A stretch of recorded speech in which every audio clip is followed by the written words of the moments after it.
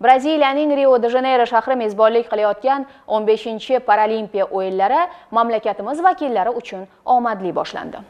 Sportchilarimizning ishtirokini dzyudochilarimiz boshlab berishdi. Hozirga kelib ilk g'olib va sovrindorlar aniqlandi. Quvonarlisi erkaklar o'rtasidagi 60 kg vazn toifasida tatamiga chiqqan hamyurtimiz Sherzod Namozov barcha raqiblarini mag'lubiyatga uchratib, Paralimpiya o'yinlari chempioniga aylandi. Eslatib o'tamiz, shu kungacha bizda Paralimpiya chempioni yo'q edi.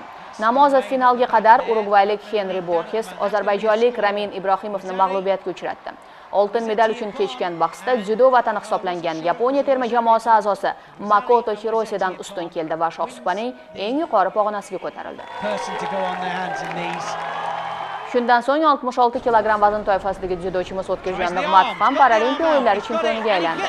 U hal qiluvchi final bellashuvida ozarbayjonlik Bayram Mustafayevni mag'lubiyatga uchratib, shohsupaning eng yuqori pog'onasiga ko'tarildi. Dzyudo sporti bo'yicha 66 kg vaznda oltin medalni qo'lga kiritdim. Men ushbu oltin medalimni birinchi prezidentimiz Islom Abdug'aniyevich Karimovning ruhlariga bag'ishladim. Xalqimizga, hammasiga qo'llab-quvvatlab turgani uchun rahmat.